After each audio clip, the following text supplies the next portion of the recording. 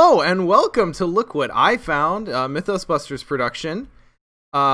We've got a very special spoiler tonight from the upcoming Mythos pack, Horror in High Gear.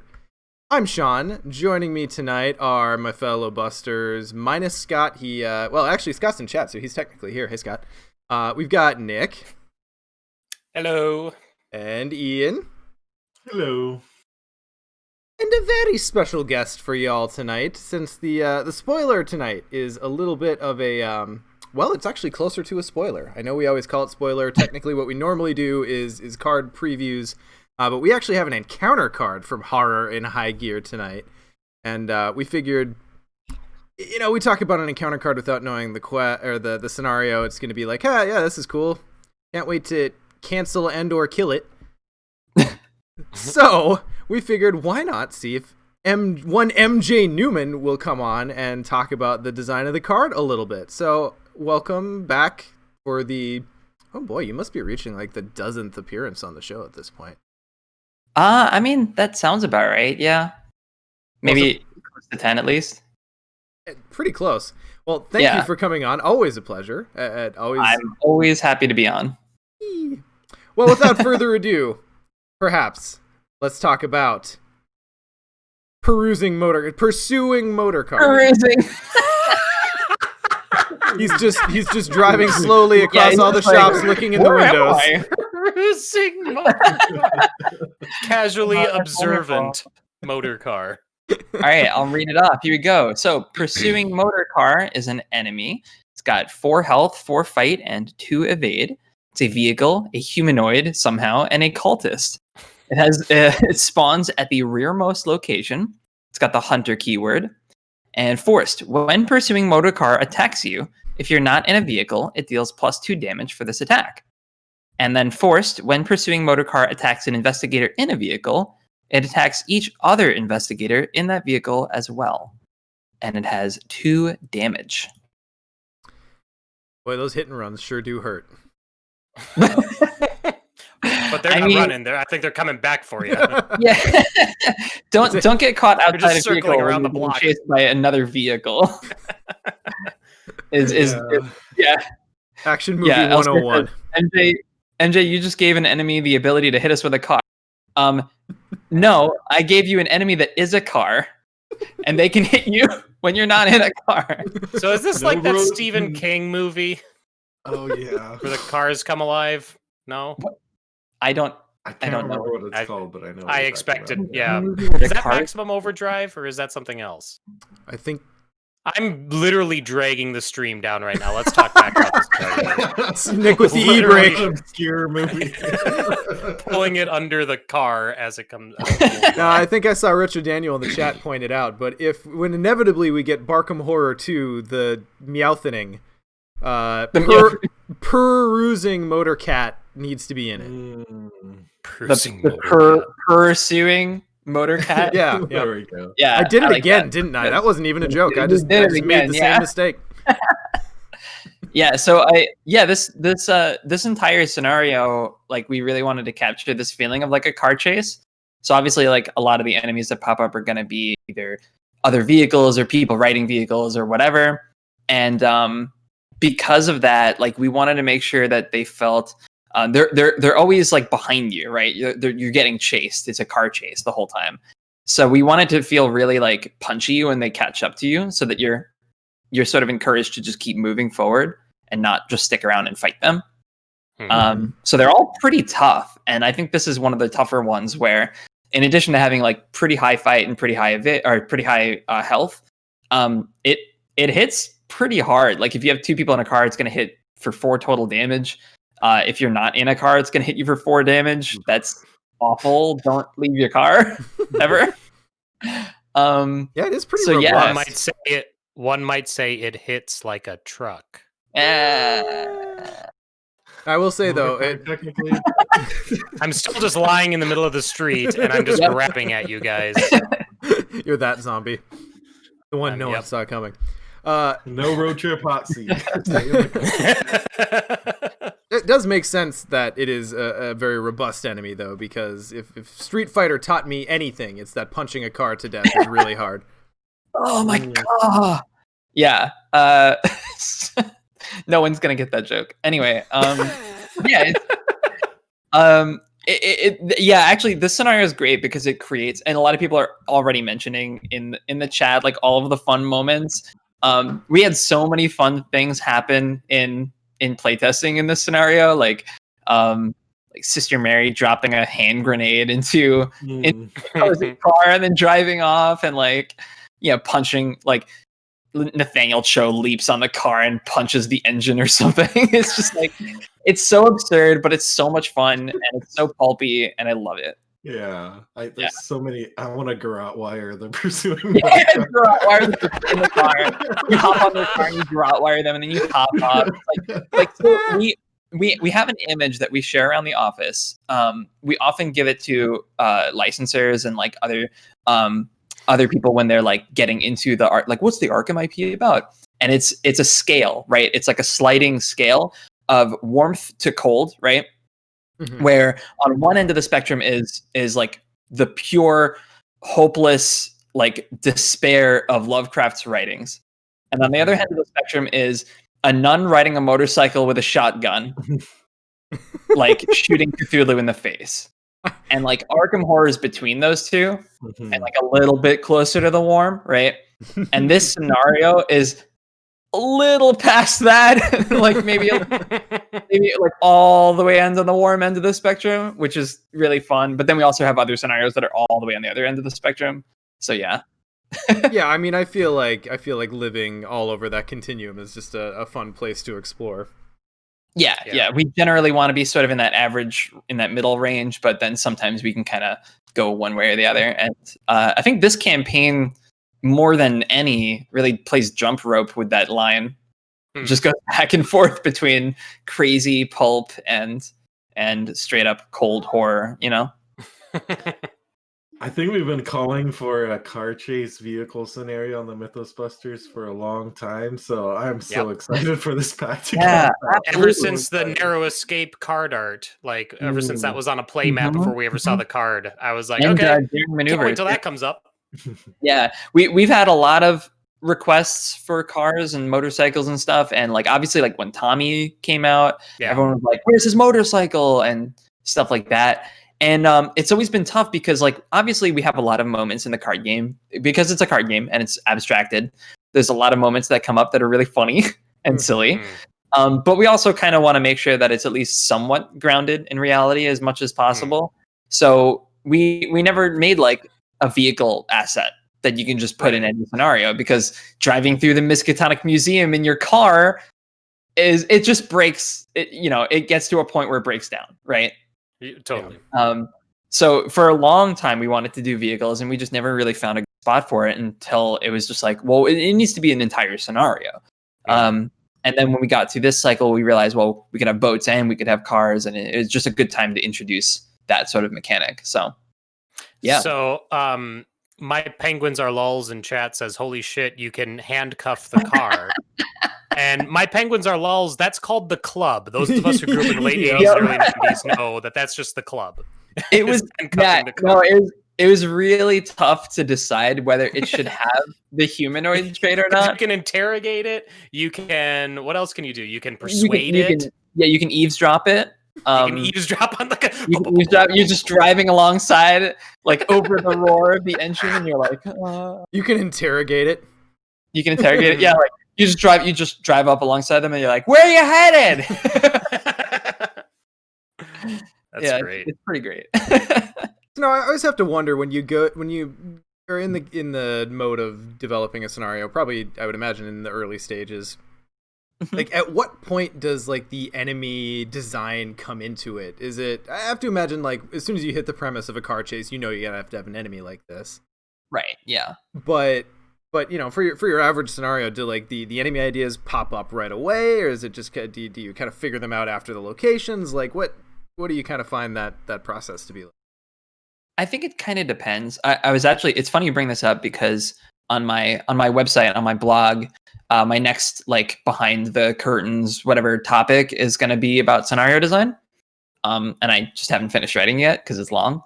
And yeah, it kind of depends because like some scenarios it's so obvious. And like, I think this is one where like the enemies came like real fast. It was just like, all right, well, there's got to be this, and there's got to be this, and there's got to be just because it makes sense and it's perfect. But then for other scenarios, it maybe it's tied into the mechanics, where it's like, at first I just have a theme and I don't know what the mechanics are going to be. Yeah.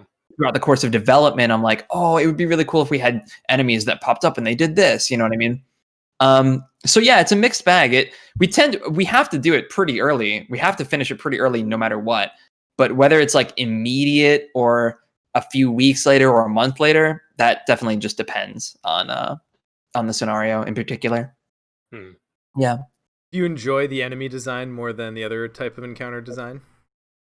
I think enemies are really fun to design because they have a lot of like little nodules that can be tweaked. Like they've got a lot of values. They've got damage, horror, fight, health, evade, whether they're a hunter or not, whether they're retaliate or not. There's so many little things that can be tweaked, and every little thing changes the nature of the enemy drastically before you even put like an ability on it. Where they spawn, whether they spawn engaged with you, if they have a prey, all that stuff. Treacheries are a lot harder to design because they have one thing, an ability. That's it. You know what I mean? And obviously there's different styles of treachery, like attachments. It's got ones that go in your threat area, ones that do something and then go away, ones with skill tests, ones that are not. But it's still, yeah, like enemies are, I think, a little easier to design, yeah. Okay. Because of that. Makes sense. Do you mind if I answer some of the questions that popped up? By all means. So Sub-Zero says, what was the question of chases, including difficulty mechanics, always a challenge, especially knowing how tough/convoluted it was in Call of Cthulhu? Was the notoriety of card chases made aware in the FFG offices? No, not really. So it was kind of just me wanting to do a card chase. I didn't really go back and reference Call of Cthulhu stuff. I have played Call of Cthulhu, but I'm actually not aware that whether or not it was tough or convoluted in that. I think my understanding too is that Call of Cthulhu is a lot less pulpy and a lot more like on that colder side of the scale. So yes, I imagine that it's farther from the nun. Farther away from that. So, but like in this game, I mean, right there in like Arkham Horror 3rd Edition, you've got like a car being chased by a tentacled monster on the cover. So it's definitely a much bigger thing in this IP. It just doesn't show up in the card game as much because of the aforementioned weirdness of scenarios being in different locales and whatnot. Yeah. Will there be a speeding ticket treachery? Speeding ticket treachery? I don't think that they're going to be speeding tickets in like the old road outside Innsmouth that no one uses because it's, Innsmouth. Highway speed trap. Road rage treachery. One thing that comes to mind for me looking at this enemy, this one in particular, and it's I think I already have the answer in my head, but I'm going to ask it anyway because I'm sure people who are watching probably thought of it as well. This enemy has a lot of text on it, and I'm going to make an assumption that a lot of that text is repeated as well on other enemies in this scenario. So my question is, at what point do you decide to replace that text with a keyword? And why did that decision maybe not happen on this enemy in particular? Right. Yeah, no, that's a really tough consideration. One of the things that I've observed myself over the course of like the 8 years that I've been working at FFG is when you put a keyword on something very often, the assumption is it's going to show up a lot. Right. Right. So like, let's say, and I bring this up specifically because this might have been a thing in development. Let's say that this had the keyword like, I don't know, like vehicular manslaughter. Let's say it had a keyword that meant that while it was engaged with someone, it's engaged with an entire vehicle, right? It's engaged with everyone in that vehicle, and therefore that second forced effect just does that, right?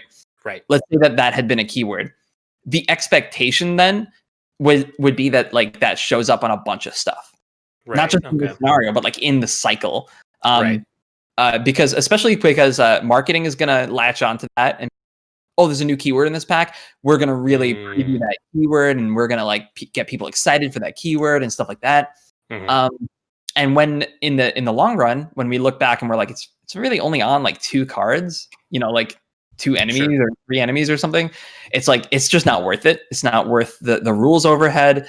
It's not worth the hassle of people being like, oh, I was really excited for the blank keyword, and then it didn't actually pan out to be a thing. Who's ever said that? Well, I mean, it's a completely fair like assumption to make, because keywords are like a big deal. So when that happens, it's easier to just remove it. But then other times I've run into the opposite problem where I put what I think is a really cool line of text on a card, and then like another cycle goes by, and I put that line of text on like 3 other cards because I really like it. I think it's really cool. And then I put it on like 3 more cards in the next cycle, and then like 7 more cards in the cycle after that. And then by the time cycle 7 rolls around, I'm like, this should have been a keyword 7 cycles ago. Yeah, that's kind of what I assumed, was that like because it's just for this scenario, there's no really point making a keyword for it. But I like what you bring up about the whole like, well, I should have made that a keyword a while ago. My mind immediately went to like the poltergeist and how that whole, because it's a ghost, it has a damage, like the amount of damage it takes or whatever that changes. But I think that's also but I think it's cool that isn't a keyword still, because that gives you the freedom to play with that and make like a stronger ghost work differently. Yeah, that's actually one of the things I like about all of the ghosts that have shown up in the game so far, is that they all have something like that, but they're all a little different. Like this one takes no damage from physical weapons. This one, when you kill it with a physical weapon, it attaches and that sort of thing. This one just gets back up again, like whatever. So yeah, it allows for a little bit more creative freedom. But yeah, there's definitely been times like I'll give you the perfect example actually. I wish that I had made a keyword for when you parlay with this enemy and fail, it attacks you. And in the office, we call that stubborn. We actually call it stubborn. Like, yeah, this character's retaliate stubborn, but we can't write stubborn because like it's already a thing. Like it's already on like 8 cards. Yeah, you know. Sure. Yeah. Yeah. Indignant. Indignant. Yeah. Ornery. Yeah. I have to say, looking at the art, this motor car doesn't quite appear to be pursuing quite yet. Yeah, it's definitely more of a perusing motor car. Yeah. This is either pre or post the pursuit. Yes. Yeah. Maybe Yeah. post by the satisfied way he's smoking that cigarette. That's what I was thinking. Yeah. He looks pretty It pleased looks like with he's himself. about to get the call to go Yeah. pursue. You know, there's 2 dead investigators underneath the car right now. And he's like, Right. Yep, I pursued. I could drive away, but nope. Now, what happened was Luke was in the car with someone else. He hopped in his dream gate, and then that car drove off a cliff. So then when he popped out of his dream gate, he was like, "Wait," and then got run over by an enemy. Oh, I like the idea of Luke popping into the dream gate while driving a car. That's just fun. It's fun, but it's not good. It's not good. But that's why it's fun. Yeah, I do also Luke had his moment in the earlier scenarios of the cycle. In this scenario, he wants to stay in that car.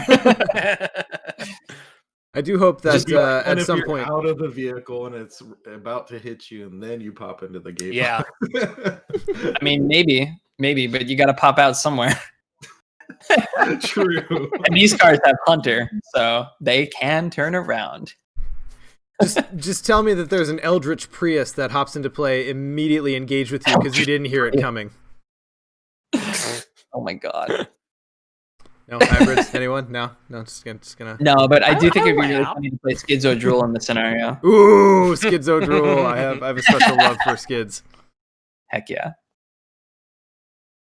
Well, excellent. Well, I think thanks again, MJ, for coming on. I know that it was very nice to be able to actually elucidate the design of the encounter card a little bit. So, guys, we're gonna stop the stream real quick, but stick around because in just a moment we're gonna come back and we are gonna flood y'all with some Arkham memes and pick some winners, and it's gonna be a good time. So thank you for joining us for this edition of Look What I Found, and we'll be right back.